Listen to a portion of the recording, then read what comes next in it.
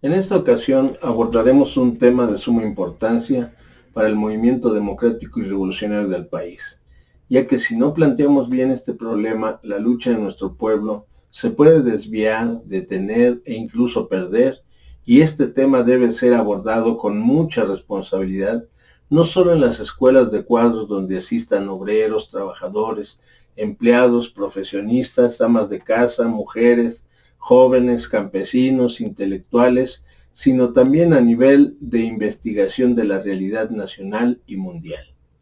El tema es, ¿qué entendemos por correlación de fuerzas? Un tema que se tiene que analizar permanentemente por los cuadros políticos de una organización que se precie de estar contribuyendo al cambio revolucionario de la sociedad que actualmente padecemos, pacífico o con cualquier otra forma de lucha. Recordemos que la lucha por el cambio no es lineal, cuadrada, esquemática o dogmática.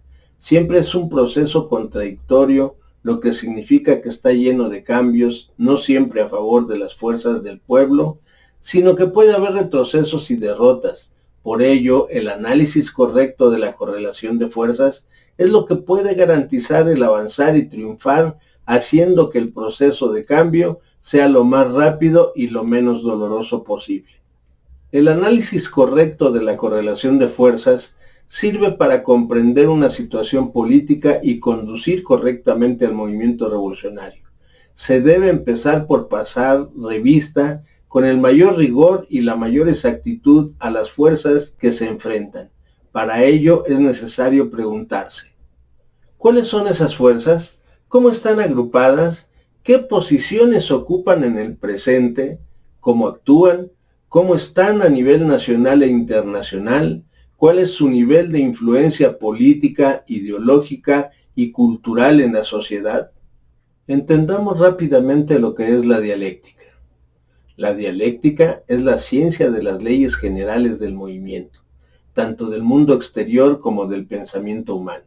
Es la doctrina de la realidad del conocimiento humano, en su forma más completa, más profunda. Nos da un reflejo de la materia en constante desarrollo.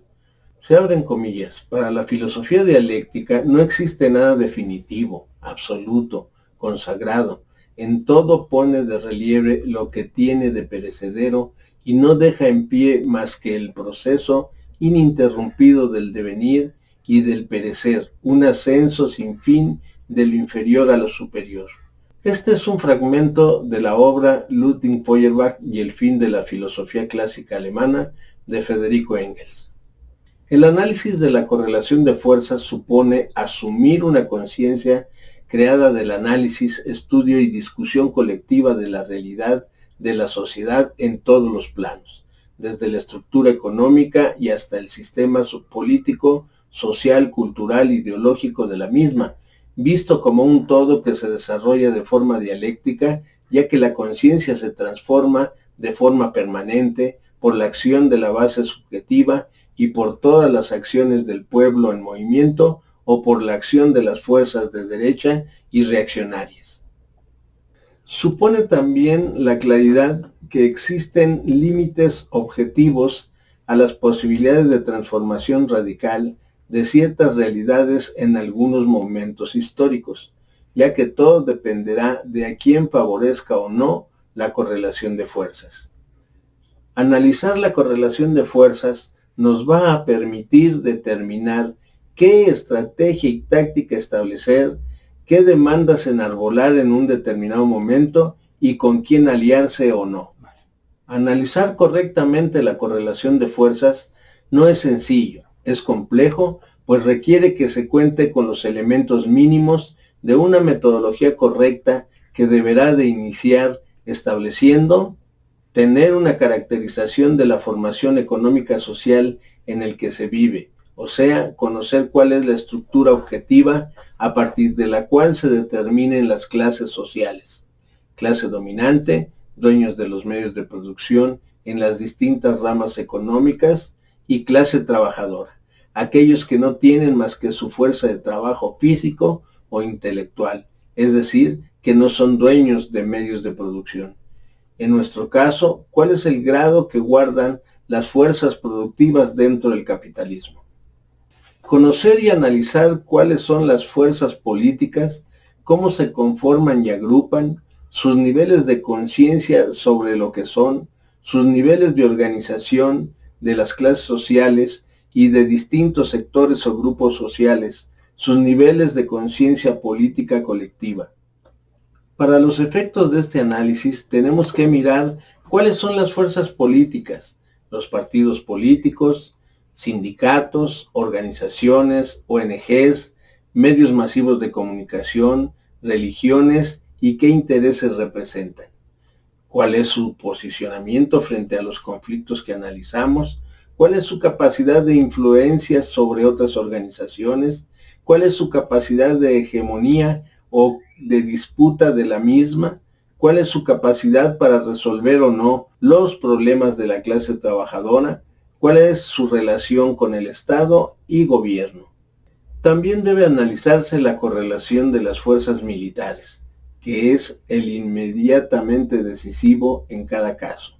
Recordemos, en muchas ocasiones, la clase dominante, al verse amenazada, ha recurrido a las fuerzas militares para implementar golpes de Estado.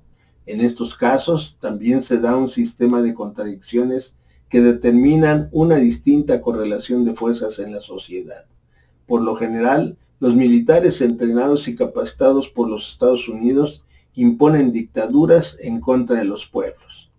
Como se puede observar, para realizar el análisis correcto de la correlación de fuerzas, es fundamental comprender que dicho estudio se debe realizar entendiendo que se tiene que conjugar la ciencia y la política, recordando que la humanidad, en la producción social de su vida, ha establecido determinadas relaciones de producción necesarias que son independientes de su voluntad. El conjunto de estas relaciones de producción forma la estructura económica de la sociedad, la base sobre la que se levanta la superestructura jurídica y política y a la que corresponden determinadas formas de conciencia social. Si bien es cierto, estas relaciones de producción bajo el capitalismo se han mantenido en su esencia, pero también es cierto que a lo largo de su existencia se han dado modificaciones y se seguirán dando, ya que es un desarrollo dialéctico. Así tenemos que del capitalismo de libre competencia pasó al capitalismo monopolista y al capitalismo monopolista Estado. Hasta hoy que se vive en una crisis global y estructural que lo está llevando a su decadencia. Por lo tanto, corremos el riesgo en estos análisis de desconocer o subestimar los cambios que se producen permanentemente en estas relaciones. Es necesario realizar análisis periódicos y hacerlos de manera dialéctica. Para avanzar en el conocimiento de la correlación de fuerzas, es importante plantearnos las preguntas correctas, pues recordemos que sin las preguntas correctas la ciencia no avanza y nuestro pueblo tiene que establecerlas para que lo lleven al cambio social. ¿Cuál es el objetivo de nuestro análisis? ¿Qué tipo de lucha nos planteamos para lograr el cambio social? ¿Quiénes somos y cómo nos conformamos? ¿Tenemos unidad ideológica, política y organizativa? ¿Por quiénes luchamos y quién se beneficiará si se conquista el objetivo o los objetivos de esta lucha? ¿Cuál es nuestro nivel de conciencia actual, político, ideológico y organizativo? ¿Qué niveles de organización tiene nuestro pueblo? ¿Quién es nuestro enemigo principal? ¿Qué enemigos secundarios tenemos? ¿Qué fuerzas tienen el enemigo principal y qué influencias tiene dentro de la sociedad?